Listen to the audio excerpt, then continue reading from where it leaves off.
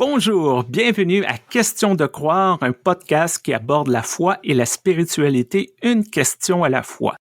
Cette semaine, pourquoi l'Église tolère-t-elle les abus?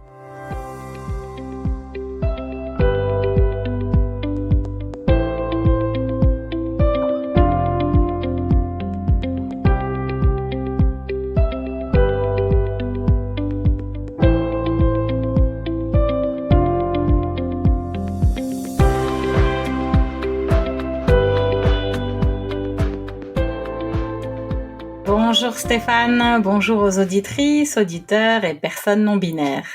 Bonjour Joanne, bonjour à tout le monde. Alors, c'est une question que je me suis souvent posée, ça. Pourquoi l'Église tolère-t-elle les abus? Et je la rejoins vraiment, cette question. Je pense elle dit les choses tout simplement. Et à un moment donné, avec un sociologue que j'aime beaucoup, que je vous recommande, qui s'appelle Philippe Gonzalez, on réfléchissait ensemble à un bouquin qui est pas sorti, mais ça nous a fait du bien, je pense, de réfléchir ensemble. Et on réfléchissait à la question des abus dans les églises protestantes. Parce que beaucoup de personnes disent « Oh, mais non, ça c'est un problème catholique. » Ah là là, c'est terrible. Non, c'est un problème. Point. C'est pas un problème confessionnel, c'est un problème. Et il m'a recommandé de regarder le film Spotlight. Et dans ce film, qui retrace une enquête, en fait, nord-américaine, je sais plus, c'est à Chicago, je crois. Boston.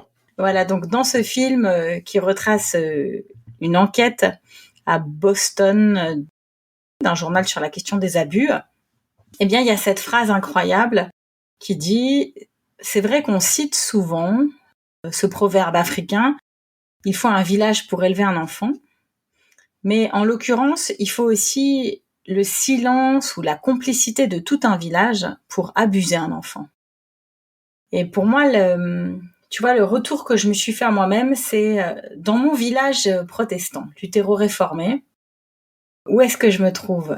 Voilà, je sais pas qui, parmi celles et ceux qui nous écoutent, joue parfois au loup-garou avec les jeunes. Nous, on joue à ça pour se détendre et pour finir les soirées groupes de jeunes. Et dans le loup-garou, il y a la sorcière, il y a la petite fille, puis évidemment, il y a les loups-garous. Enfin voilà, il y a tout plein de personnages.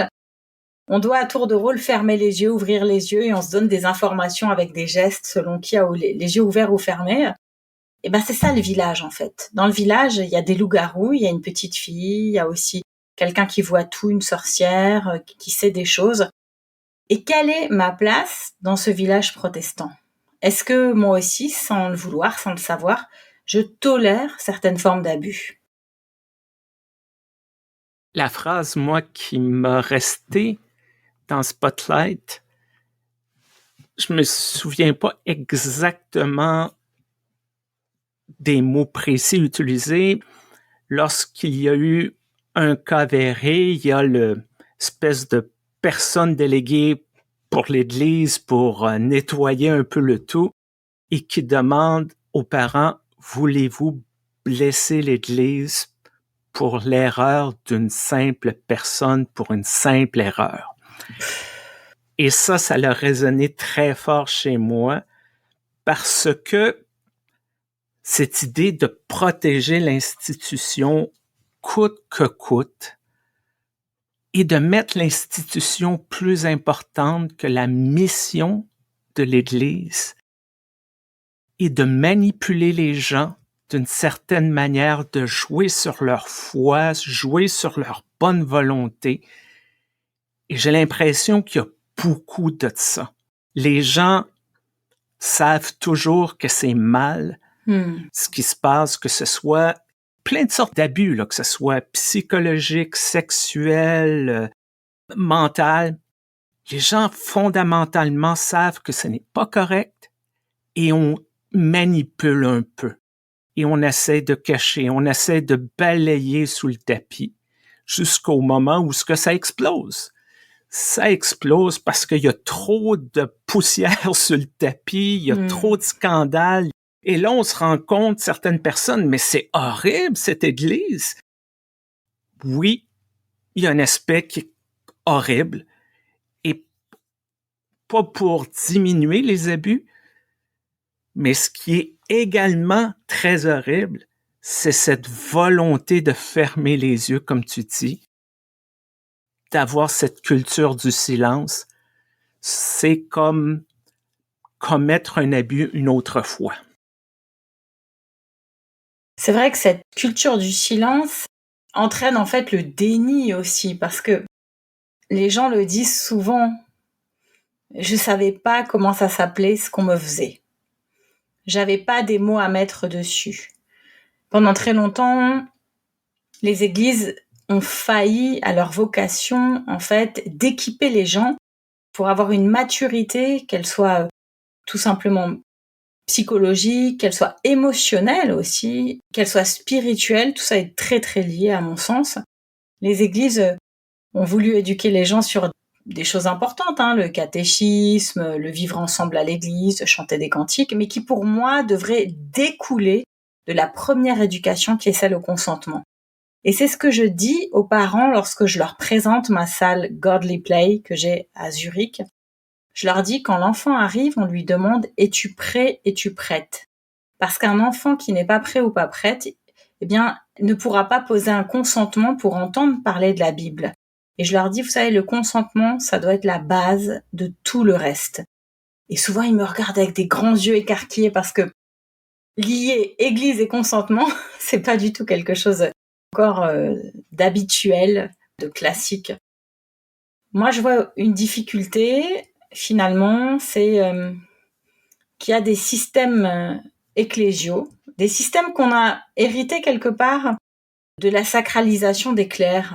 Alors, il y a toujours eu des religions, mais des fois maintenant on les exalte. Tout ce qui est New Age, etc., on exalte les chamans, les druides. Moi, ça m'étonne toujours un peu, parce qu'en vérité, chamans, druides, tout ça, c'est exactement un système de cléricalisation. Ce sont des gens qui ont des pouvoirs ou des capacités spirituelles supérieures aux autres et qui créent du coup une normativité religieuse, toute une série de normes, des trucs à suivre, que ce soit danser torse nu pour la pleine lune ou que ce soit aller à l'église chanter des cantiques à genoux, c'est la même chose. Ce sont des normes et des choses qui font qu'on cadre le religieux. Et pour moi, c'est pas du tout un problème. La question, elle se trouve au niveau de la hiérarchisation que ça crée. Évidemment, s'il y en a qui sont des sachants, qui sont des clercs, qui ont la main mise sur les rituels et qui ne sont pas en capacité en plus de les expliquer ou de les rendre accessibles ou qui ne souhaitent pas que d'autres y participent aussi, eh bien, on se met dans un système où il y a un risque d'emprise. Et là où il y a un risque d'emprise, il y aura forcément une confiance qui sera salie quelque part. Et ça peut aller très loin, en fait, de salir cette confiance.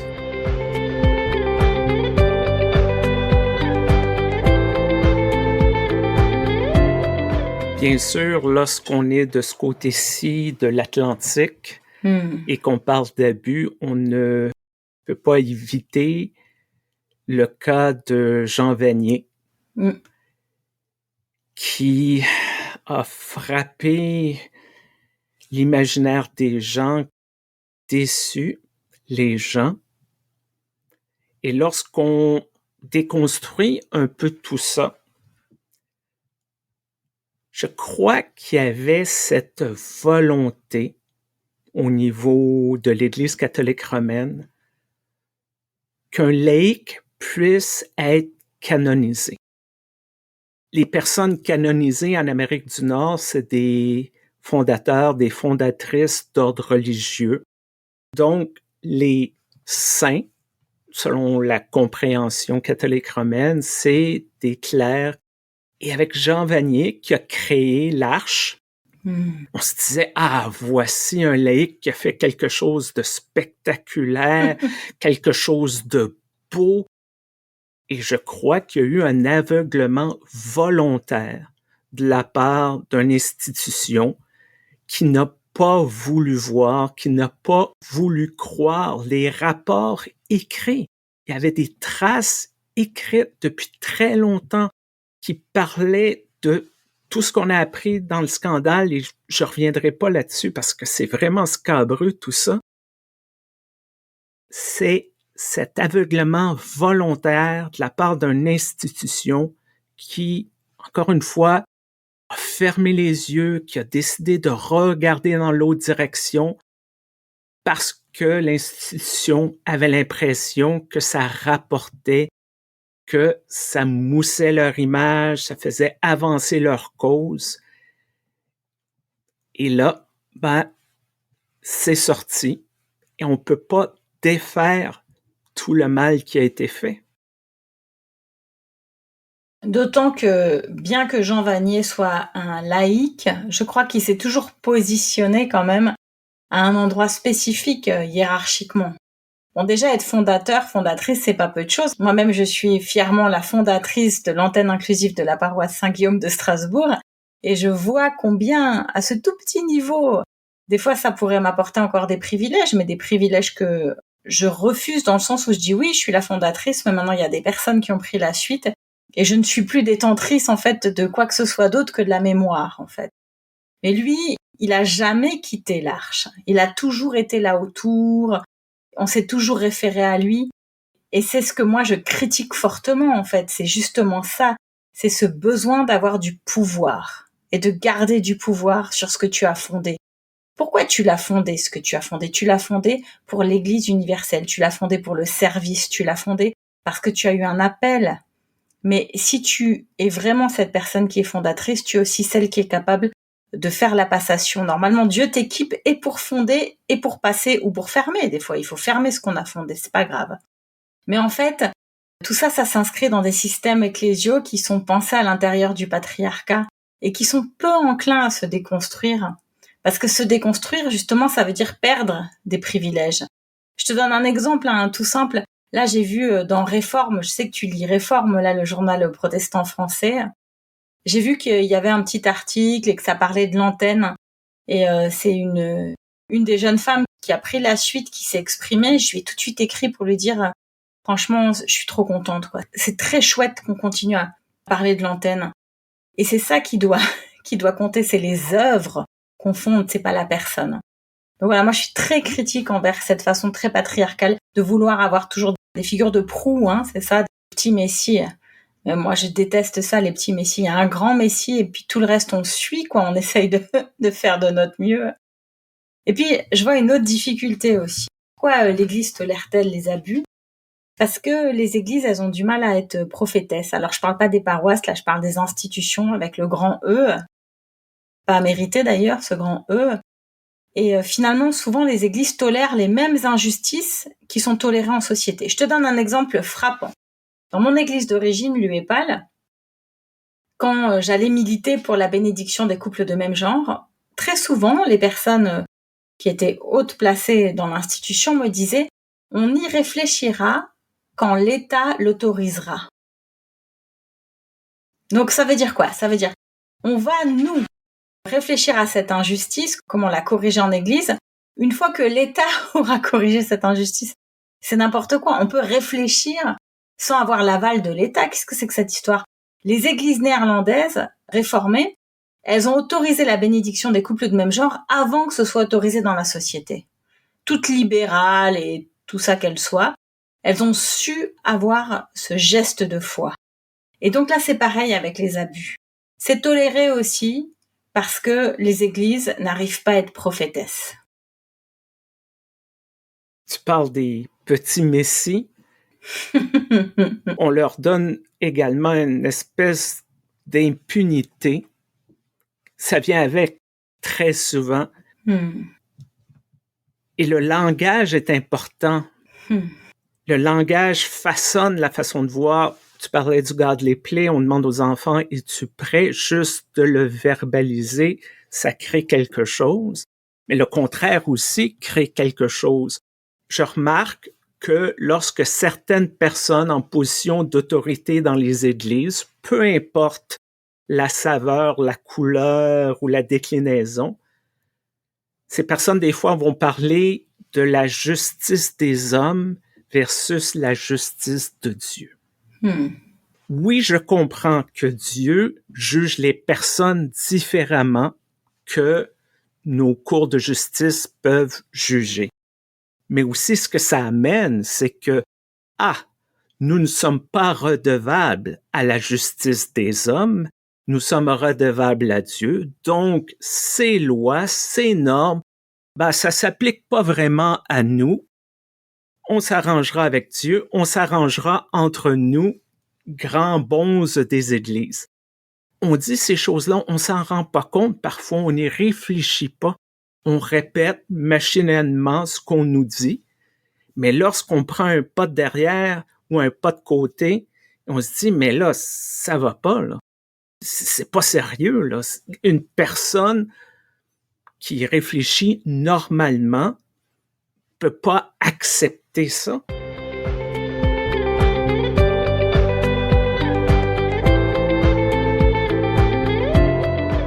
Il y a pas longtemps, j'ai eu une discussion avec un collègue à propos d'un autre collègue. On n'a pas besoin de rentrer dans les détails, mais le collègue en question avait pour le moins des gestes inappropriés avec des catéchumènes il y a à peu près une vingtaine d'années. Alors moi je m'affole, je lui dis écoute, il faut faire quelque chose, il faut en parler, le type est encore plus ou moins en exercice, etc. Et puis le collègue me dit oh, est-ce que c'est si grave? Je lui dis ouais, si quand même. Et puis après, tu sais, la parole couperait, quoi. Il me dit oh, c'était il y a longtemps. Et ça aussi, c'est une très grave erreur que font les églises. Et d'ailleurs, les églises nord-américaines actuellement sont en train de mordre la poussière parce qu'à force de dire c'était il y a longtemps, maintenant tout le monde doit payer des amendes monumentales. Et donc il y a des tas d'endroits qui sont en train de fermer. Là, j'ai appris que par chez vous, il y a je ne sais quel service qui fonctionnait très très bien francophone du côté catholique qui a dû fermer, mais presque du jour au lendemain. Ouais. Mais pourquoi? Mais parce que ils sont tous en banqueroute. Et c'est eux-mêmes qui se sont mis dans cette situation en disant ouais, mais c'était il y a longtemps. Et ça m'énerve et ça me rend folle. Et comme ça m'énerve et ça me rend folle, généralement, je viens toujours amener mon petit grain de sel là où je peux. Et j'aimerais parler d'un exemple positif, quelque chose qui m'a touchée. Quand on était à Thésée au mois d'avril, donc ce lieu de pèlerinage et de rencontre des jeunes en Bourgogne, fondé par frère Roger, au sujet duquel peut-être un jour il y aura aussi un certain nombre de questions qui se poseront sur son mode de gouvernance, qui a fait que un certain nombre de frères n'ont jamais été inquiétés. Alors je rassure tout de suite les auditrices, auditeurs, on n'est pas sur du Jean Vanier et compagnie. On est sur des frères dans une communauté qui accueille certaines semaines jusqu'à 5000 jeunes. Vous pouvez imaginer les milliers de jeunes accueillis à Thésée, sur des frères qui n'avaient reçu aucune éducation à l'émotion, à la sexualité et aucune consigne pendant très longtemps sur la façon dont on se comporte avec des jeunes qui peuvent faire un transfert sur vous. Et cette situation a fini par exploser. Mais ce qui est formidable avec les frères de Thésée, je dois dire là, où je pose là mon admiration malgré tous les questionnements que j'ai autour de ce qui s'est passé, c'est qu'on a tout de suite reçu des mails d'information. Avant même que ça ne sorte dans la presse. On a tout de suite reçu des explications aussi, des tentatives d'explication qui étaient jamais des tentatives fermées, mais toujours des façons de porter sur le devant de la scène leur questionnement interne.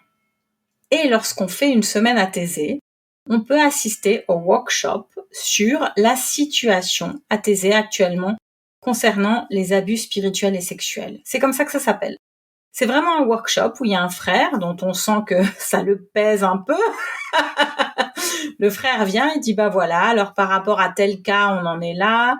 Tel frère est devenu tellement vieux et malade qu'on a proposé à la justice d'en prendre soin nous-mêmes. Donc, il ne vit plus sur place, mais il est plus bas dans le village. Il est surveillé électroniquement. Et c'est nous qui prenons soin de lui parce que c'est notre frère et c'est notre responsabilité. À propos du troisième cas, on lui a demandé de retourner dans sa famille jusqu'à ce que le procès ait lieu. Enfin, c'est incroyable. C'est-à-dire que ils essayent d'être transparents, ils se dévoilent devant toi. Et là, je dis, si tout le monde pouvait s'aligner sur ce minimum de décence que met en place cette communauté de frères, c'est une difficulté en plus d'être que des frères, et ça, je le leur ai dit, je serais déjà contente. Ensuite, j'aimerais dire qu'à un moment donné, j'ai posé la question au frère, ce brave homme qui portait sa croix. J'ai dit, écoutez, ça fait 25 ans que je viens là, bientôt 30. Il y a toujours eu des murmures attention ne va pas avec tel frère en discussion individuelle. Il y a toujours eu des murmures. Comment ça se fait que vous n'ayez pas été en capacité d'écouter ces murmures? Et il m'a dit, écoute, quand on vit tous ensemble à 80 ou à 100, il y en a qu'on trouve bizarres. Mais on se dit, les gens sont bizarres, lui il est bizarre comme ci, moi je suis bizarre comme ça, j'ai pas de preuves. Et évidemment, quand on n'a pas mis en place des stricts protocoles, on n'a pas de preuves. Il a dit, mais on a appris de nos erreurs. J'ai beaucoup aimé. À la sortie du workshop, il y a un pasteur qui était là, d'une église francophone, qui a dit, oui, mais tu vois, Joanne, ta question avec les murmures, ça m'inquiète. Attention, Stéphane, là, tu vas péter une pile, parce que figure-toi que ces murmures-là peuvent devenir des ragots et porter préjudice à nos collègues. Ben oui. Et ce que j'ai trouvé formidable, c'est que ce pasteur était en compagnie de jeunes engagés dans son église, et c'est eux qui lui ont répondu et ils l'ont recadré direct. De dire en fait le problème, c'est pas d'écouter les murmures et de penser que c'est des ragots. Le problème, c'est de ne pas les écouter, de ne pas les prendre au sérieux, parce que du coup, comme vous nous prenez pas au sérieux, on viendra plus jamais vous raconter des choses et vous n'entendrez que des murmures, et du coup, vous pourrez appeler ça des ragots, forcément. Donc c'était vraiment passionnant. Et je remercie beaucoup la communauté de Thésée de nous avoir montré ce chemin. D'ailleurs, entre-temps, les communautés de l'Église protestante unie de France et les églises de l'UEPA, l'Union des églises protestantes d'Alsace et de Lorraine, ont sorti leur brochure dans une tonalité tout à fait juste qui nomme les choses et surtout qui fait une grande place aux personnes victimes et survivantes. Il y a eu un avant, on est dans l'après et j'aimerais apporter ce message d'espoir de dire qu'on a appris quelque chose pour celles et ceux qui nous écoutent, qui ont été victimes, qui sont survivantes. Votre combat, vos témoignages ne sont pas en vain. On a appris et on doit encore s'améliorer beaucoup. Tu parles de murmures, de ragots. Ça me fait penser, durant les années 40-50, au Québec, l'Église catholique romaine était toute puissante. Et j'ai vu certains sketchs qui datent de cette époque où, justement, on fait référence à ces ragots, à ces murmures, à mots couverts parce qu'on peut pas s'attaquer à une institution toute puissante, mais des références à certains prêtres qui aiment bien passer du temps avec les petits garçons, les enfants de cœur, des choses comme ça. Et parfois, je regarde ça, mais je me dis, c'était peut-être la seule résistance qui était capable de dire, on n'est pas dupe, on voit, on n'a pas le pouvoir de s'attaquer à l'institution, on n'a pas les ressources, mais on vous voit et on sait. Et ce qui est triste, c'est que les choses ont continué jusqu'au moment de l'éclatement. Et oui, il y a toujours ce réflexe-là, comme tu parles de ce pasteur français. Non, il faut faire attention. Je me souviens, dans les années 2000, j'étais un membre de l'exécutif national de l'Église unie du Canada. Et c'était le début des scandales sexuels reliés aux pensionnats amérindiens que l'Église unie du Canada, comme plein d'autres églises, ont mené au nom du gouvernement canadien dans une tentative de génocide culturel. Et il y a eu des abus de toutes sortes, sexuels, physiques. Et la réaction de certaines personnes, c'était la position du combat. On va se protéger, on va faire ça. Et il y a des personnes, et je suis heureux que c'est cette position-là qui a quand même dominé, de dire non, on le fait là, en tant qu'institution. On peut pas nier notre passé, ça fait partie de qui nous sommes en tant qu'institution. Peut-être que nous, personnellement, on n'a rien à se reprocher, mais ça a été fait. Le mal était fait, l'abus était fait. Il faut reconnaître nos torts.